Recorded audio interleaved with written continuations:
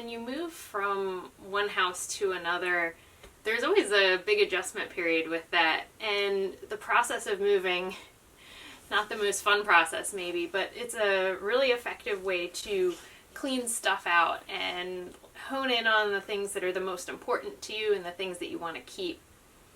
When you're moving from a really big house to a smaller house, like say a tiny house or maybe an apartment, there's even more of a transition that has to happen there. And you have to get so specific about the physical things that are the most important to you.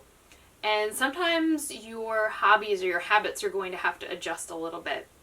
So the whole way that we got started in YouTube was actually a product of that transition, moving from the condo to the tiny house.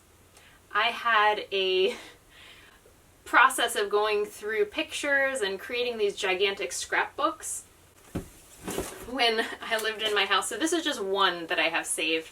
I used to have like, oh gosh, maybe 20 of these and counting every time I would go on a trip, or this was just from a long weekend that I went to the Bonnaroo Music Festival with my friends in 2011. So it's enormous.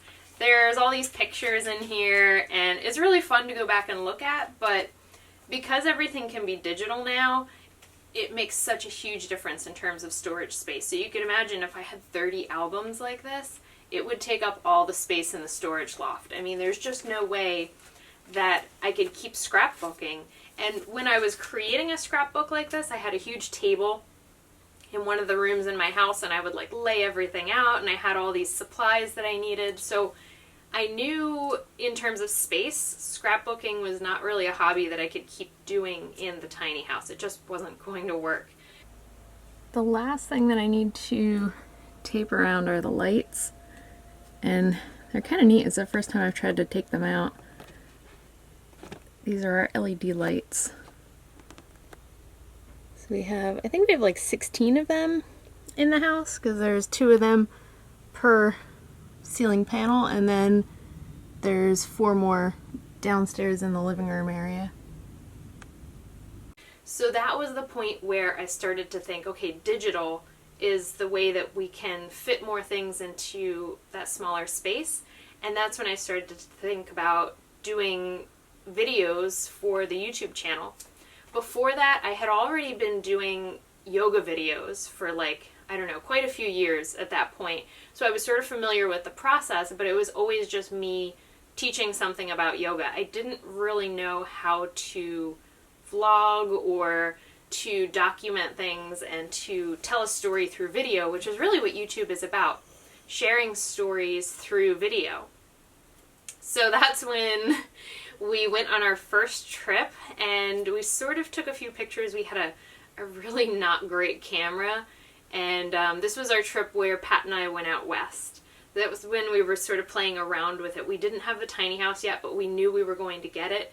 So we were taking pictures and like little short videos when we were doing the Grand Canyon and Zion National Park and all that. And okay, I think we're ready to paint the first section. I'm a little nervous because it's a dark color, so it's hard to paint over if I don't like it, but at least it's my house. All right, here we go.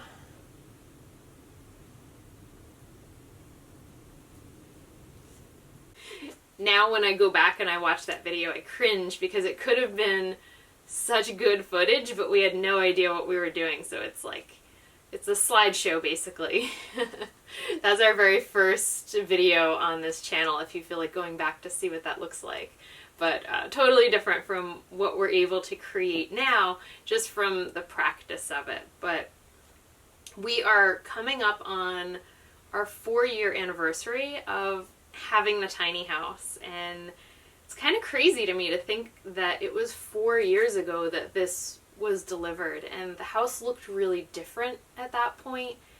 It was empty. I mean, it was basically like a finished shell that we had to get furniture for and move our stuff in. But we are people who have a lot of hobbies, and we have a lot of equipment. So the scrapbooking was something I knew I had to get rid of. I had to let go of that. But we go camping a lot, and we have quite a few tents, and sleeping bags take up a lot of room because they always have to be fluffed up. All of our cooking gear, and Patrick has a motorcycle, so we have full head-to-toe protective gear, jackets, pants, boots, giant helmets. That takes up a lot of space. We keep those in our car. I keep my helmet and jacket in the back of my car. When we want to go for a ride, I go and grab it. So that's how we solved that.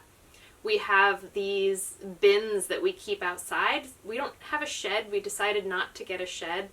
But we have these plastic bins that serve as benches when we have people over. They can sit outside so we have enough seating, but they also open up and we keep all of our outdoor stuff and some of our camping equipment in there. Not the stuff that has to be dry. When we got the Scamp, we decided to use the Scamp sometimes for storage. So now we keep our backpacks and our sleeping bags and some of the camping gear that we use when we're in the Scamp. It's really nice to keep it over there. If we need it, we can just walk over to the storage lot and get it. So that works out very well. But you have to get creative with where you're going to fit things. One of the things that I had to give up were a lot of books. I had a huge collection of books between school and yoga and just being someone who likes to read and have information. When I would get books, I would just kind of accumulate them, and that was the hardest part for me. The way that I made it work was I gave them to people that I knew. I couldn't just like take the books and just drop them off at the library, although that would have been fine. For me, I was having the emotional challenge of letting go of those books, and the way that I figured that out was I took them to the yoga studio and I gave them to specific people that I knew would use them. Some of the other teachers, some of my longtime students, I gave the books to them because they were really good quality books, and I wanted to make sure that they ended up with somebody who would appreciate them. And that was like a fun process of, hey, I have this book, and they would get really excited, and I knew that it was going to a good home. But everything else, I feel like I was pretty good at letting go of, like clothes and shoes and all that sort of stuff. When it comes to clothes and shoes, I'm pretty functional. If it's something that I use and something that I wear, I'll keep it. If it's not something that I wear very often, I'm pretty good at getting rid of that. So that was the easier part for me, but I know for some people, especially some women, letting go of those shoes or whatever it might be can be really challenging. What I'm doing right now to get the color gradient that I want is I have the really dark blue paint, which is my base, and then I have this other lighter blue mixture, and after I paint about 6 or 8 inches of the ceiling, I put 2 spoons of that and mix it together so I get a slightly different gradient. And then I'm going back over and I'm spraying my paintbrush with water a little bit to help with the blending process. Now that's not really the typical way that I would do this. Normally there's a product called glaze, which is just a clear working medium, and that's how you actually get the artistic finishes and things like that. I don't have any glaze right now, so I'm kind of doing what I can with what I've got. We purposely did not want to build a ton of storage into the tiny house. I don't think this process or this lifestyle is about packing as much stuff as possible into the 200 square feet or whatever you have. I think it's more about figuring out what stuff is the most important and keeping that. And if your house starts to feel cluttered, that's actually your cue that you need to get rid of things. You need to let go of some stuff. And again, just refocus on what is the most important, what do you get the most joy from, and what do you use the most frequently. When there are certain things that maybe are harder for me to get rid of, the technique that I've always used is take a picture of it.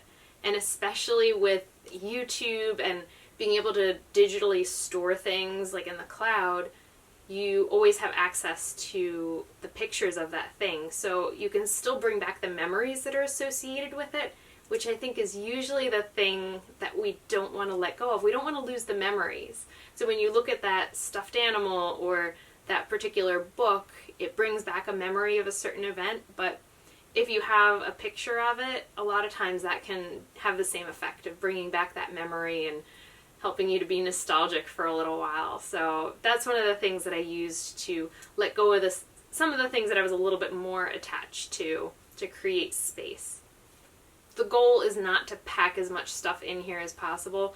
The goal is to whittle it down to the things that are the most important.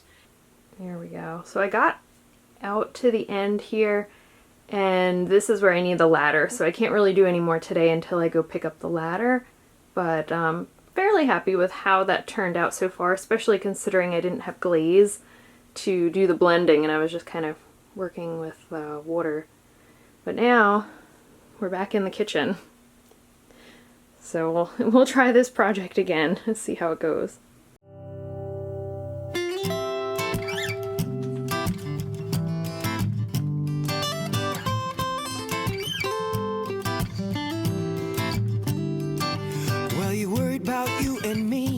Injustice, the next president to be, the news and what you hear, your career. It's time for you to face those fears, and it's all